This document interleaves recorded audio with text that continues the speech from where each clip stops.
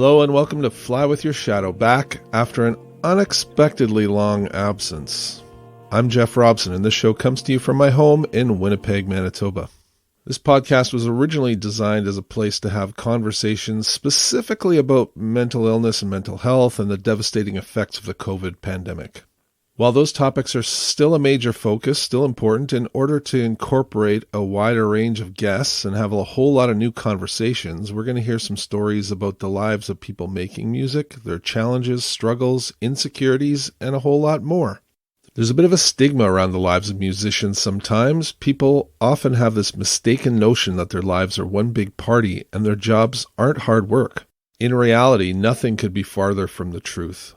The pressures and uncertainties of a life in music can be among the most stressful imaginable, but somehow artists are able to persevere and create meaningful and powerful art. My goal is to help you get to know the people behind some of my favorite music and help you to understand their lives and get a sense of how they do what they do. On this episode, we'll get to know someone who came to my attention and burst onto the scene on the strength of his second album in 2016 and has since put out two more incredibly strong albums that have become real favorites of mine. You'll get used to it, babe.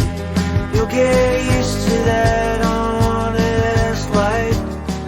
Yeah, my name is Ken Yates. I'm a singer-songwriter from originally from London, Ontario, but I now live in a small town called Creemore, just outside of Collingwood, Ontario, about an hour and a half north of Toronto. And yeah, that's about it. Just been making music for over a decade now, which seems crazy. And life is like a cheap wine. It don't get any better with time.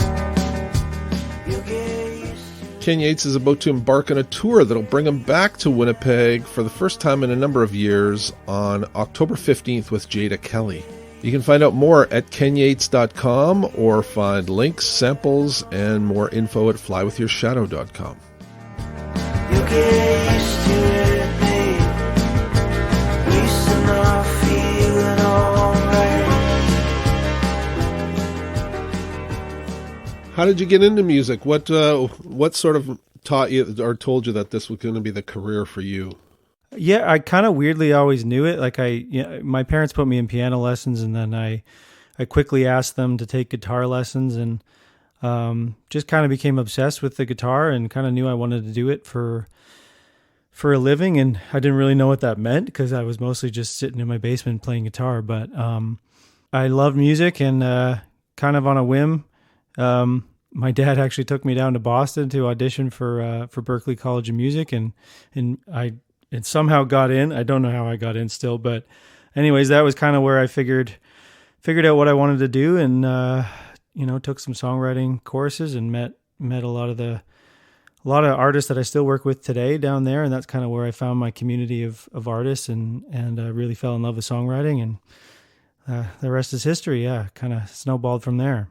So was it always a singer-songwriter sort of focus for you, or did you go through the punk phase, or like who were kind of your influences? Who taught you that this was your path? Yeah, well, it's funny because I didn't really have a lot of, I didn't really play with any musicians growing up in London. It was sort of just I would kind of just listen to what my dad listened to, just kind of classic rock radio, and I would sit in the basement and I'd learn Zeppelin songs or whatever, and then eventually that kind of graduated to some more like modern music like Radiohead, and yeah, it wasn't until I got to Berklee that I found some artists who shared music with me that I wasn't familiar with, and that kind of became my musical discovery. So I was a bit of a late bloomer in that term, but and yeah, I went there just as a guitar player and didn't really sing much. Kind of sang on my own, but didn't consider myself a singer. And then once I started writing songs, I sort of had in mind that I would just be a writer, like maybe a co-writer, or I kind of do the Nashville model of just kind of being a guy behind the scenes, and quickly realized that nobody was going to sing my songs, so I started singing them on my own, and got a decent reaction from that, and just kind of out of necessity started singing my own songs. So yeah, it wasn't really a thing that I set out to do until about like my early 20s. And then I really just became obsessed with writing songs and just wanted to write as much as possible. And that kind of naturally turned into the singer-songwriter thing, because that was the easiest path available, was to just jump in the car with my acoustic guitar and go out and start booking shows. Yeah. I don't know if I know very many singer-songwriters who went to school for music per se, that certainly went to Berklee. I mean, it's obviously a school that we've all heard of, but I don't think of it, and obviously it's my ignorance, but I think of it more as a jazz school or something. Is there a sort of a path for learning what you do now, or do you have to sort of learn other types of music and then apply it to what you do now? Yeah, it's funny. I mean, because you're right, it is kind of a jazz school, and it's not really, it isn't really like a place where you can go and become a singer-songwriter. And there is this kind of a stigma around it, which I'm always like nervous to tell people that I'm a Berklee grad, because there is this stigma of like, I don't know, like you come out of there with, as a bit of a noodler, a jazz guy and or a shredder, so. But for me, I was just kind of I was one of those rare cases where I sort of needed those 4 years just to kind of figure out what kind of musician I wanted to be and what I wanted to do and what a career in music looked like. Whereas a lot of the other people who went to Berklee were already very polished. They knew what they wanted to do. Some of them didn't really need those 4 years to be there. It was kind of just a jumping off point for them. Whereas I just sort of needed this community and space to find myself. But yeah, so I'm not really a typical Berklee student, because I kind of just went there as a pretty green. As I say, I'm shocked I even got in the first place. So, I mean, you obviously didn't have a lot of confidence then. If you didn't have any real musical experience, and you didn't even really sort of intend to do this as a career, it's got to be tough being thrown in with people who are, I would think, would have already by that point have more experience than you, and whatever. Was that intimidating for you? Did you feel like you were out of place? Oh, definitely. I think I felt out of place for the first 3 years there. Yeah, I mean, I took all these different courses, just trying to find, like, I took a bunch of jazz courses, and I even took like a guitar like shredder class, like I just tried all these different genres, and it wasn't really clicking with me. And I was by no means like, one of the better guitar players there. Like, they give you a rating when you first get there, and I think the highest rating is an 8, and I came in there with I think the highest I got by the time I left was a 2. So like my technical skills were not impressing anybody. So yeah, I was kind of lost for a while there, and it was a great place to be, but it was definitely intimidating, and definitely just didn't really have much of a direction. Until I just kind of took a songwriting course on a whim. And I kind of thought like, oh, they'd just go over the basics of songwriting, that we would listen to popular songs and just kind of dissect what's going on. And turns out, like, within the first week, they were asking us to bring in a song and play it for the class. And I had never even written a song. So that was kind of the Kickstarter for me to just really dig in and start writing. And it was absolutely terrifying. I was totally terrified. And I wrote a lot of bad songs and kind of avoided even bringing them to class. I was sort of the guy at the back of the class who would just wait till the very last minute until his name was called to play something. And eventually I brought one in that people seemed to think wasn't terrible. And again, I just kind of became obsessed with it. I met a lot of other songwriters, and we all took it very seriously. And that was kind of the first real community that I found. Like, I met all these like sensitive songwriter types, and I was like, these are my people, man.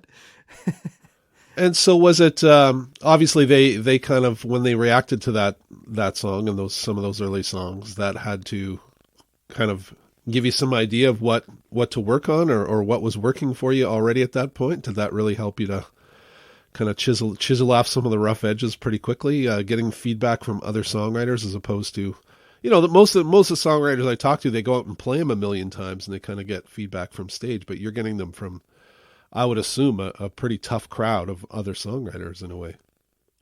Yeah, I mean that was the best and the worst thing about it was that it was terrifying to play, to 30 other songwriters plus a teacher, or professor, songwriting professor, and have them dissect your song. So I mean, that was great for me in terms of like, once I went out and actually started playing them live, it felt easy because I had been sharing them in these pretty tough environments for so long.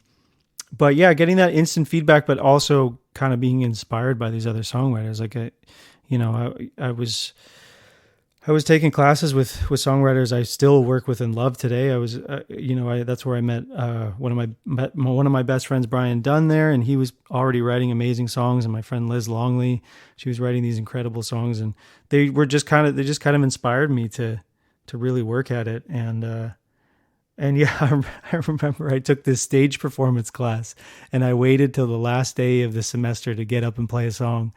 And I would just hide in the back, just kind of hoping nobody would call me. And eventually the professor noticed me and was like, I don't think you've played anything for 3 months or whatever. And so I reluctantly got up there and actually played one of the songs from my first record called I Don't Want to Fall in Love. And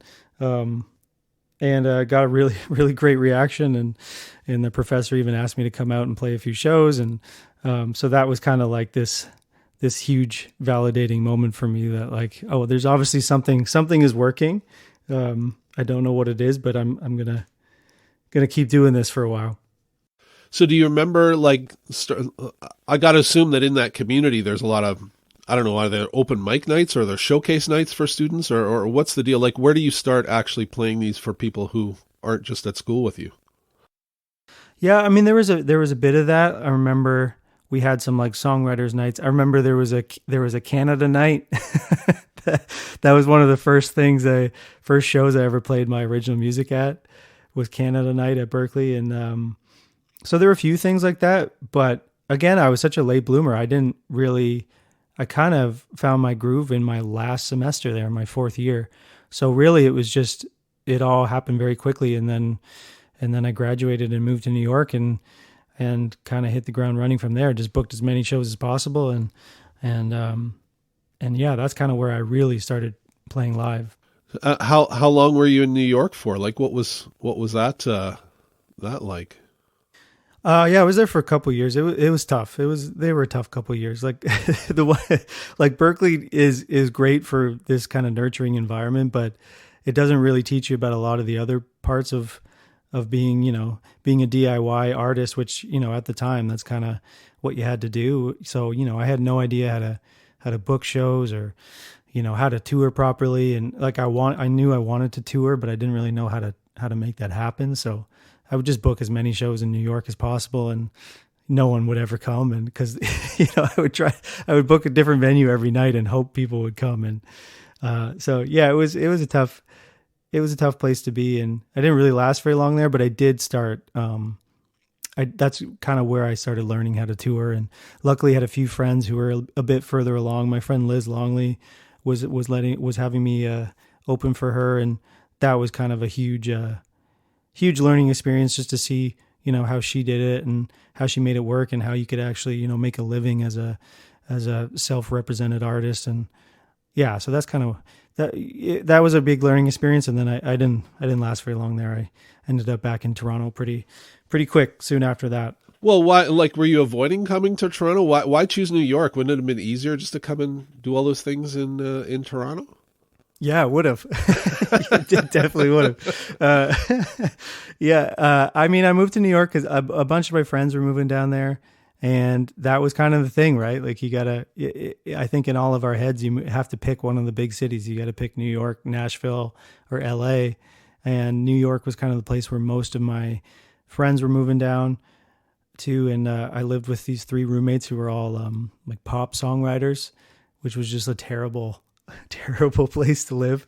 And yeah, and my girlfriend at the time, who's now my wife, she had moved to Toronto. And so that was a big, big reason why I ended up kind of slowly moving back to Canada. But yeah, in hindsight, it would have been fine just to move straight back to Canada. But it was good. It was good for me to start. What's funny is I started touring in the U.S. before I did in Canada at all. So it's kind of did it backwards. But in hindsight, it turned out to be a good thing because still to this day, I seem to have a better audience in the U.S. versus Canada. So I'm just kind of running with that. Well, exactly. It's so hard for so many of my Canadian songwriter friends to build an audience in the States. They've already kind of worked it here back and forth so many times, and then breaking into the States seems so scary. I guess if you do it in the beginning when you're scared in the first place, then it probably becomes a little easier. Yeah, exactly. I mean, I didn't even think about it at the time, right? And I was living down there, so I had to get a visa. So I figured that stuff all out. And in hindsight, that was amazing because, I know that's a big hurdle for a lot of Canadian artists is just getting the visa to tour down there. So, in hindsight, it was great. It was good to do that way. So it sounds like, I certainly know Liz Longley, and she kind of burst out of the gate and started doing big things right away. Do you see your friends succeeding, and does that make it harder for you, or does that make you want to work harder to maybe catch up to what they're doing? Or yeah, honestly, it's the best thing seeing your friends out there doing stuff, and it's equal parts motivating. And I used to get like a little bit jealous, like it used to drive me crazy, but I've since matured, and and now I love seeing them do well, and it honestly just that's what drives me, right? Is my friend Brian, he still lives in New York, Brian Dunn, and he sends me his songs. He's the first person that I send my songs to, and vice versa. When I've just finished something, and so if he sends me a new song and it's great, like there's nothing that makes me want to pick up a guitar more than hearing a great song from him. And it's like it is this really, really motivating factor. And just I think we're 13 years out of graduating, and the fact that we're still sharing songs with each other and playing shows with each other. I think, that's kind of what I always wanted. I think growing up in London, I wanted that community. So I don't think I would even be doing this if it wasn't for that community, because I was kind of the late bloomer. So it was really them who kind of took me under their wings and said like, no, you need to keep doing this. You're good at this. So don't stop. So, and they still do that today. Cause you should see my email thread with Brian. It's just like every song I send him is like, does this suck? Tell me about the process then of going and making that first record. I guess 23 was the first one, was it? Yeah, 23 was the first one. That's in 2013? Yeah, I guess it came out in 2013. What's it like now taking these songs and making a record? That record was, I had met a producer that I went to Berkeley with, and he kind of, again, he sort of met me I think we met in class, and he kind of said like, I'm trying to be a producer. Would you be up for working together and, just trying some stuff? And that was kind of my first intro to any of that. I had no idea what it was like to be in the studio and to make a record. So that record was just kind of a learning experience for me, and figuring out, what kind of artist I wanted to be, how I wanted to sound, how to even make a record. Like I didn't even know you could get in the studio and sing a bunch of vocal takes and like cut them all together if you wanted to. Like I was so green. So that record, having now it's been it's been a while since this record came out, 2013. Yeah, so it's been out for 10 years. When you look back at that record, and obviously, having heard your other records since then, there's been a lot of growth. Do you feel does it make you cringe at all, or are you still proud of the songs and the performances on there? No. It makes me cringe. I am proud of it in a way, because I still, I think, you can hear like I had the tools, I had the ability to write a song, but when I listen to it now, I just kind of hear an artist who doesn't really know what he wants to sound like or what he wants to write about, which makes sense because I was just getting into it. I was just kind of learning. And so, it makes me cringe, and that album's actually not on, it's not on any of the major streaming sites anymore. But, I still, if people ask, sometimes people ask me for it, and I'll send them a download link to it or something. But I have tried to remove it from existence. I was going to ask you about that. Yeah. Yeah. Well, I mean, the first one that came to my attention, and I guess a lot of people's, was Huntsville, and it came to my attention for a couple of reasons. Number one, as soon as I see the name Jim Bryson attached to something, my ears perk up. He's been a friend, and I'm his biggest fan for a long, long time. So I know that he doesn't make bad records, and so I know that if he's willing to work with you, it must be something. But then right away, didn't you win like a Canadian Folk Music Award with this record too, out of nowhere? Yeah, that one. Yeah, it won 2 Canadian Folk Music Awards a year after it came out, and yeah, it was that was a total shock to me. Well, I'm not going to lie, it was a total shock to me too. So I often get asked to I often get asked to adjudicate these things, and at the time I think they were still sending me CDs at that time. So I'd get all these records, and I kind of make 2 piles: the ones that I already know and I know I'm going to like, and then a bunch that I know I'm not going to like, and then there's some in the middle that go, what is this? And yours definitely landed in the what is this pile, because I didn't know your name, but it's a great looking record, and it's got Jim Bryson producing it, so there's got to be something there. And it was just one of those ones that kind of grabbed me right away and really impressed me right away. I mean, you certainly had my vote for that one. But again, I'd never heard your name before that contest, I don't think. So did that... Did you find other people getting to know you through that? Did that kind of open any doors for you with that? I mean, I'm not sure how to answer that. I don't know if any doors open from it, because I feel like I'm still getting the same reactions today from 3 records later, which is like, I didn't know who you were. And so yeah, saw you work with Jim for the 3rd time. But no, I mean, it was amazing. It came as a total shock. I think the category I was in was with like Stephen Fearing and Susanna and Amelia Curran. So I went to the awards not having, hadn't planned a speech or anything. I just assumed I was going to lose, and I was just really happy to be nominated. And yeah, I was in total shock when they called my name. As anyone can attest to my speech, I've never experienced what it's like to be in shock, and I was I was definitely in shock. So yeah, I mean, it was just that validation, I think, for me, which has like all the kind of pivotal moments, all the milestones for me have just been those kind of moments of validation where you go like, well, clearly, something's working here, and people seem to be digging it. So that's kind of what's kind of just propelled me to keep going with it. And certainly working with Jim was how I ended up kind of finding what I think is the sound that I have always been searching for in these past few records. Well, I mean, tell me, how did you get connected with Jim? I mean, did you know of him or his resume at the time? Did you seek him out? He seems to find people on his own sometimes. Like, how did you get connected, and what did you know about him at the time? Yeah, I kind of searched him out. I had loved his solo records. I loved the record he made with the Weaker Thens, and knew him from working with Kathleen Edwards, and so I just kind of I approached him, and I had also known with 23, my first record, it's very that record is very kind of clean sounding. It's very very folky, and that was just kind of, I felt like that was the sound of that record because that's what my producer wanted to sound like and not necessarily me.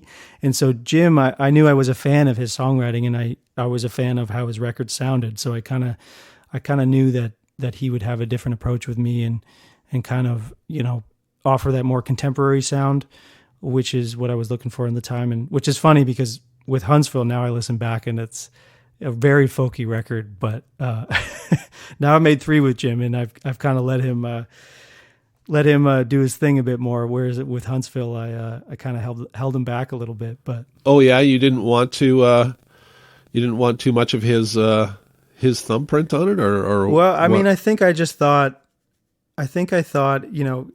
any of his like synth ideas, or, Jim comes up with these amazing sounds. And I guess I just thought at the time that,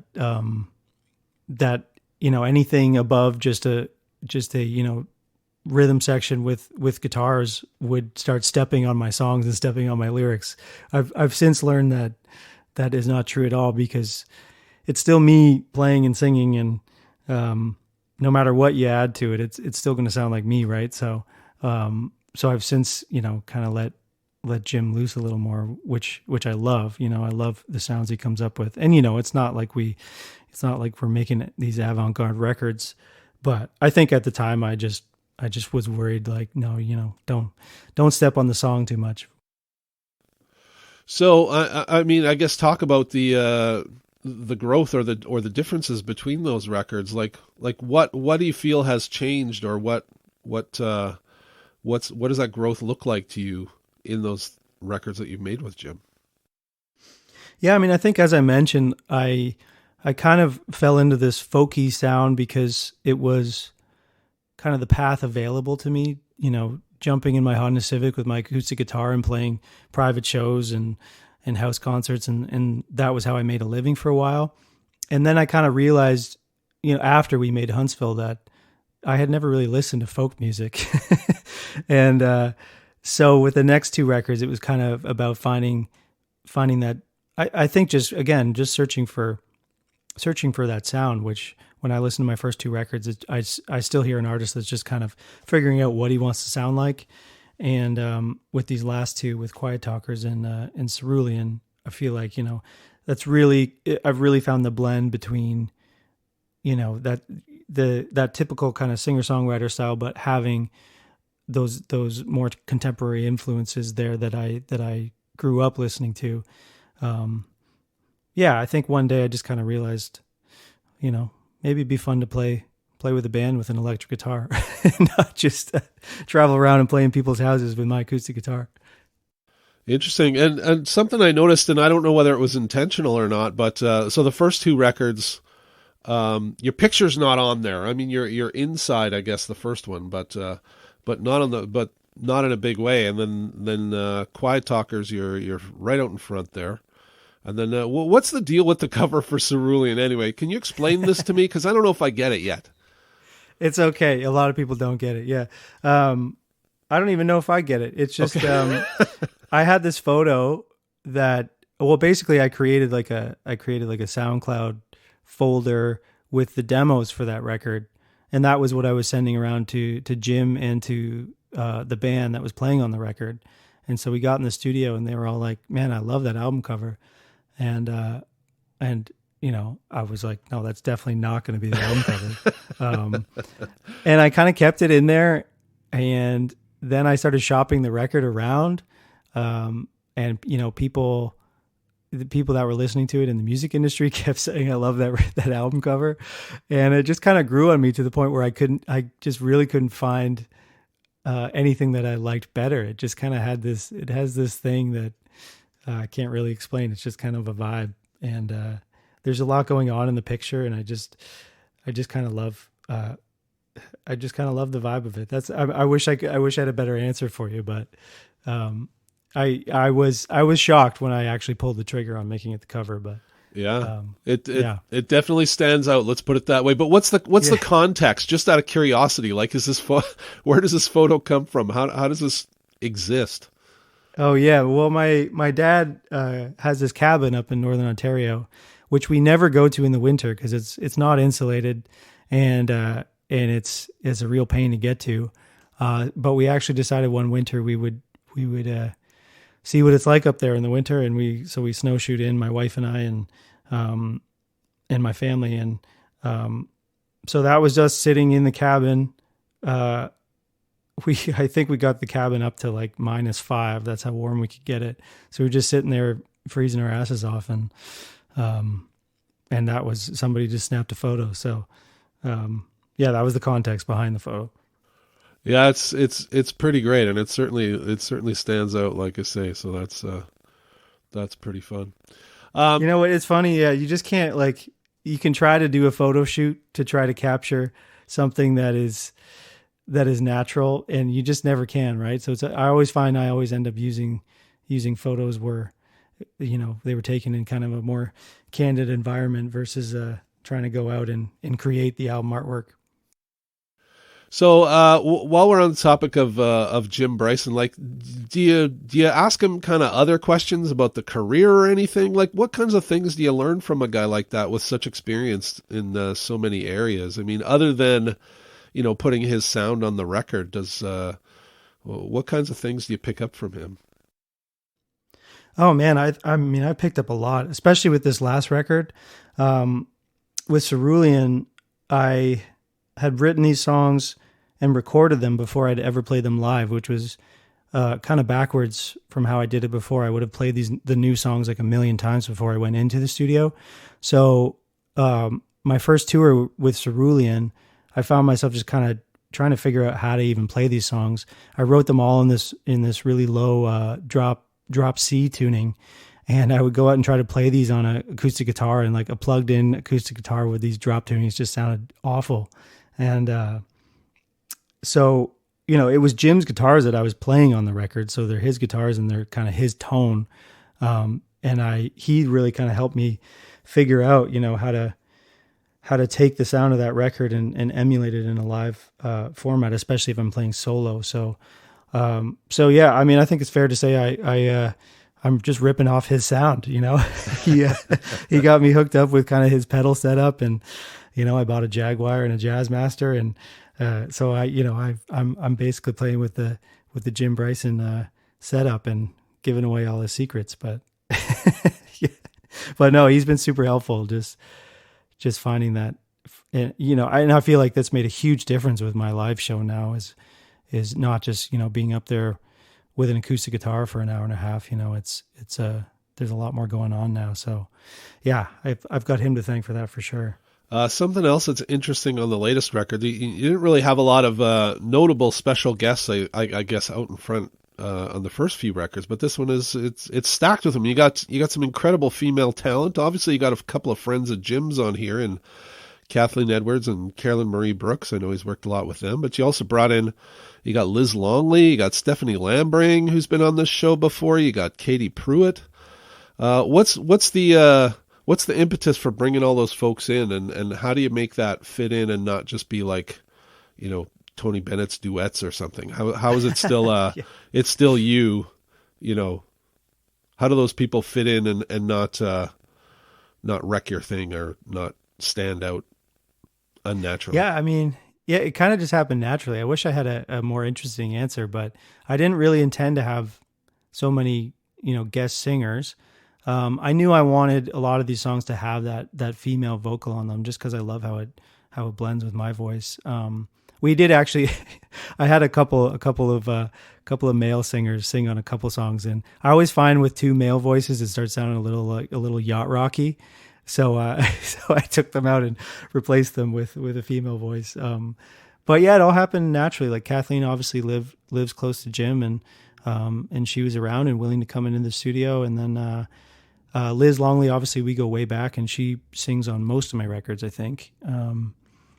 So we had her on. Caroline Brooks was in the studio with Jim at the same time I was working on a record, so that kind of just worked out. And yeah, Stephanie and Katie, we had just been chatting.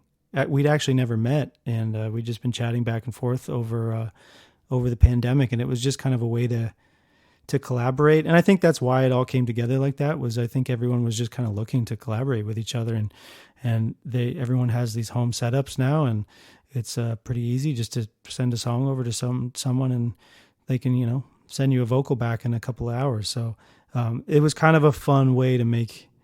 Because Jim and I did a lot of this record remotely too, so it was just a fun way to collaborate with other artists.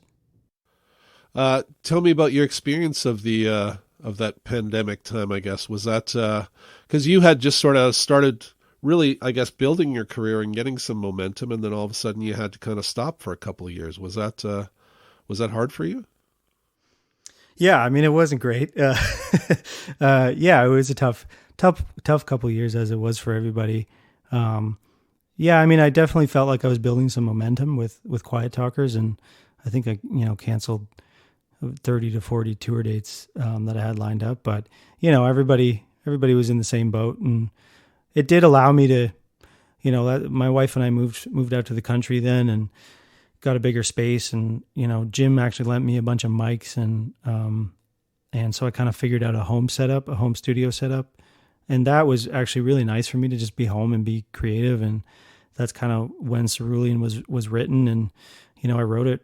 But I really struggled writing for the first few months of the pandemic, and then wrote this record really fast. And it was just kind of nice to be creative without thinking about much, without having a plan or any idea of who this record was for. I was just kind of enjoying the writing process. So, but yeah, it was tough, but yeah.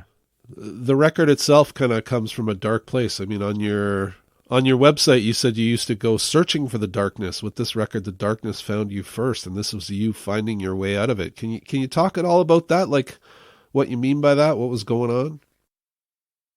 Yeah, well, my mom was also sick at the time. She was battling cancer, in kind of the like the depths of COVID. So that was a tough time for sure. Just dealing with that during the pandemic, and so a lot of those songs are kind of, they're coming from a very personal place of just me in that time frame dealing with that. But it's also, again, like, I think that's where I kind of discovered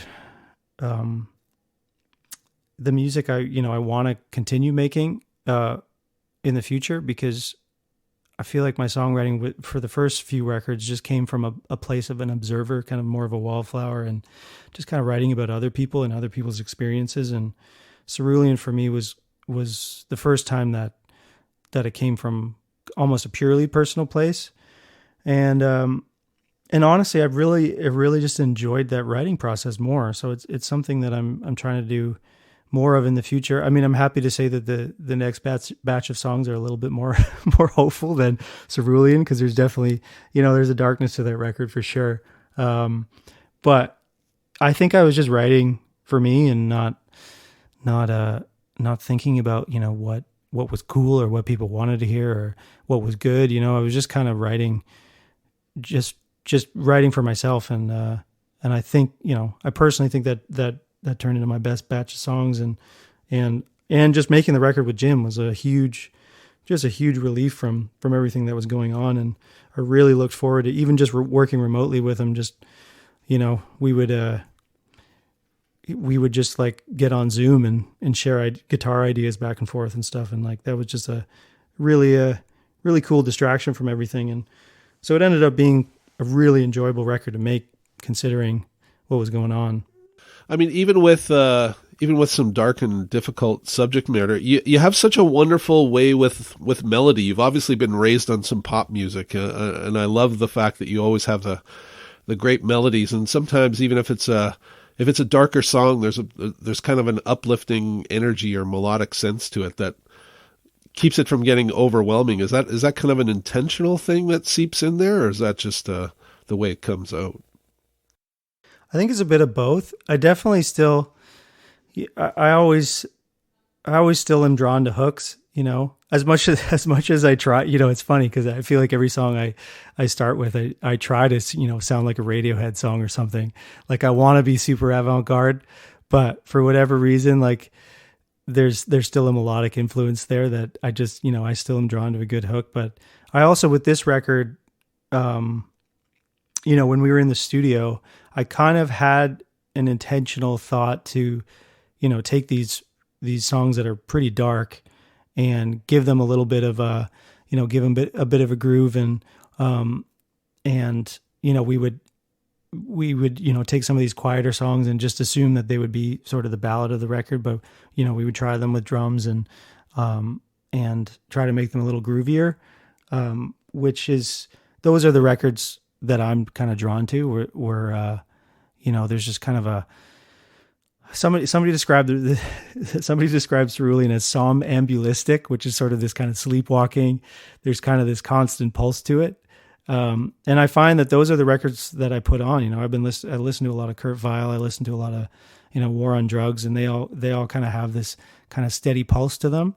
And so that was an intentional idea with this record, was to take these super, super dark songs and give them a little juice, You talked in there about shopping around your record. I think all your records have been pretty much self released, right? Like you haven't had too much help putting out any of these records, I don't think, right? Is that an intentional thing, or is it just not the right partner come out yet? Yeah, I mean, I wouldn't say it's intentional. I mean, every record I make, I shop around, and I've chatted with labels before, and the last two I did put them out with a distributor down in Nashville, which is basically kind of similar to a label, but basically offers a label services as a distributor.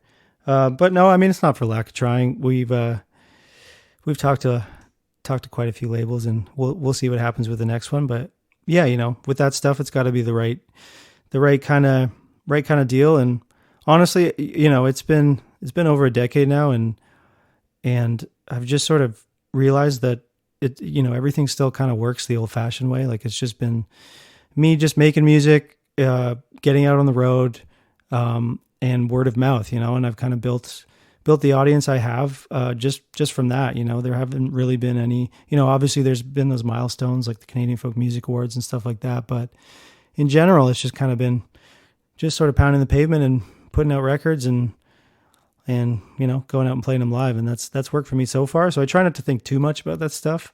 There's always a period where I'm sending the record around to people and getting feedback on them. But if if that takes too long, I usually just go ahead and put it out.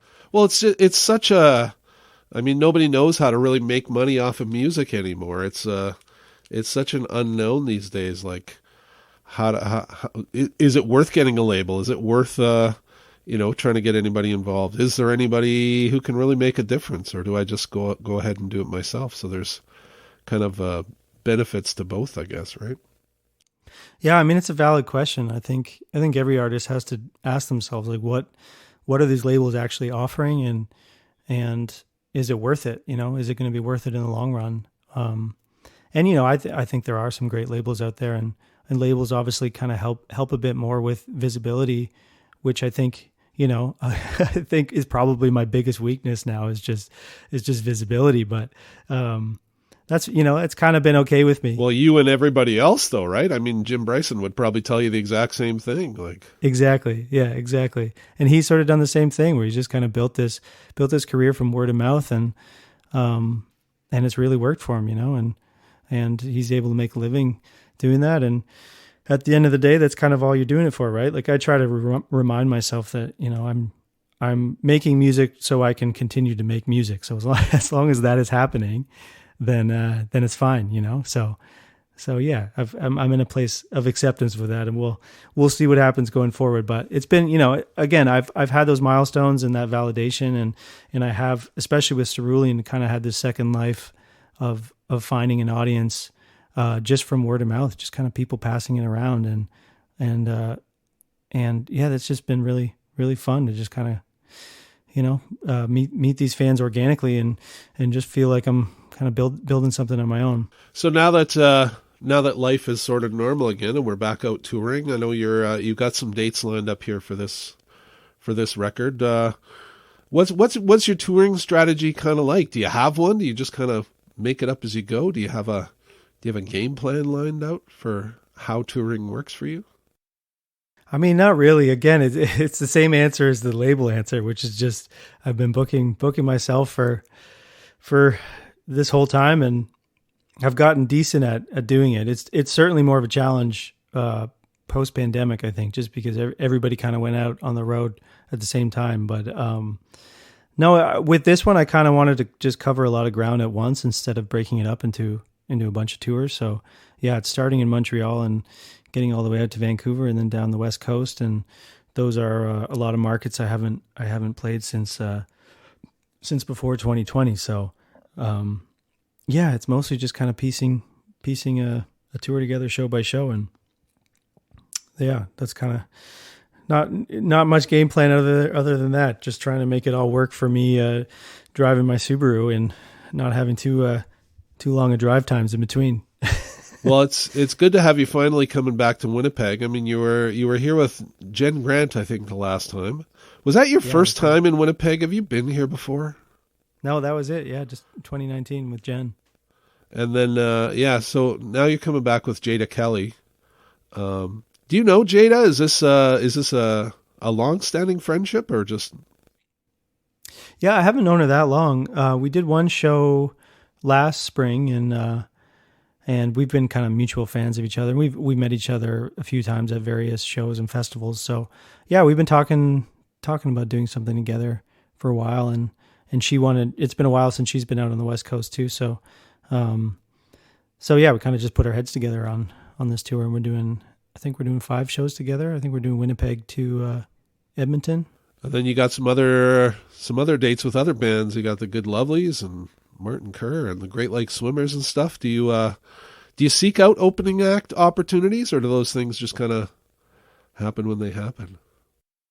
Yeah, with this tour, it just kind of happened. The venues I was talking to, kind of, they already had some artists on those dates and offer them up as support. It used to be a thing I would almost solely seek out, just support spots. And that was a big way I actually built an audience. And as I say, I used to do all these private shows, and that was a way to make a living doing it, but it was not. I realized kind of after doing it for years and years that it wasn't actually, it's hard to build off of that, right? Yeah, I wasn't really growing an audience from it. So it felt great to be out there making a living doing it, but I wasn't growing my audience at all. So I sort of switched my focus to trying to get on shows as a support act, and that made a big difference in terms of just getting in front of new audiences and trying to build the audience growth just happened a lot quicker once I started doing that. And you're certainly busy this month judging by your calendar that you've got posted so far. But do you take long stretches between tours? Like, do you need a lot of time off to recuperate, or is it just kind of again how it works out? I never used to. No, I used to I'd have a bag packed all the time, and I felt like it was just like I'd be home for a week and then gone for a week, and that was kind of how I did it for years. And then now it's a little harder, a little harder to leave the house. So I'm trying to kind of space, again, kind of do all the touring at once and having more of a break in between, because I just got used to being at home and making music at home, and I'm really enjoying that. And I love being out on the road too. It's just I find the actual leaving part is getting harder, just the walking out the door. And is that because you're sort of afraid of not being around those comforts of home anymore, or is it the uncertainties of your job? Or I think I'm just a little more settled now, and we're out in the country now and have a bit more space, and my wife and I, and I think just kind of got into more of a routine of making music from home. So it's kind of started to, just get settled in that a bit. But again, I love being out on the road. And once I'm out on the road, you kind of get in that zone, and again, you kind of realize how many, you get to see all your friends in different cities, like you realize how many people you don't see if you're at home all the time. And that's kind of the beauty of this job, is you get to go out and see all these people that, you haven't seen for years. And it's a great way to connect with other people. But, I think just, 2 years at home kind of makes it harder. But yeah, I'm psyched. I'm psyched to get back out on the road. Well, that's good. And you mentioned already that you already have another batch of songs for another record after this one. Is that right? Yeah, I'm working on it. I'm about halfway there. So I'm hoping by the end of the year, I'll have a new record in hand, and not in hand, but new songs in hand and a plan going forward with what I'm going to do with it. So yeah, it took a while to get back. There's always that, like, you release one record and then you have 0 songs and you're like, oh my God, how am I ever going to write another record? And then it kind of just the wheel starts spinning again after a while, but there's usually a big gap where you just don't write anything and everything is a struggle. And and then eventually, Do you feel like you have to kind of do something different with each record? Is there some sort of something that you want to change, or are you worried about, them being too similar, or are you? Yeah, I mean, I think I always ask myself the question of, like, what do I want the next record to be about? And I don't necessarily write every song with an intention of thinking, like, where is it going to fit in the grand scheme of the next album? But there is sort of this intention of, like, what's next? What do you want to write about next? What's going on in your life now that wasn't going on when you wrote the last record? And then again, I find with every record, you just kind of take more and more risks, at least with arrangements, and you just get to take more liberties, and you've got more experience with making a record. So it becomes more and more fun to make them, for sure. And especially now that I'm able to at least make like a decent sounding demo from home and actually, like, kind of arrange songs on my own. I never used to arrange anything. I used to just bring a song in, play it on acoustic guitar and have Jim or whichever producer arrange it from there. But now I'm starting to dabble in that more, which is a lot more fun for me. And but yeah, so again, I think the next record's going to be a little more up tempo, a little more hopeful. So I'm looking forward to that. I'll be holding your hand when the big one comes. Thanks to Ken Yates for taking the time to chat and to help reboot this podcast. Thanks to Jared and the great Ken Beatty at Killbeat Music for helping to line it up for me. If you're in Winnipeg, I hope to see you at the West End Cultural Center on October 15th for Ken Yates and Jada Kelly. If you want to find out where else you can find Ken or find out more information, go to kenyates, yates.com, or go to flywithyourshadow.com for links, more information, and past episodes of the show. This show is and always will be free. We don't have any ads. We don't ever ask you for money. The one thing that you could do to help support the show is to share this episode with people who might enjoy it. Finding new listeners is always a challenge, so your help in spreading the word would be greatly appreciated. I really love hearing from listeners. If you have any questions or comments or feedback or suggestions, or you want to suggest a future guest for the show, drop me a line at flywithyourshadow.com.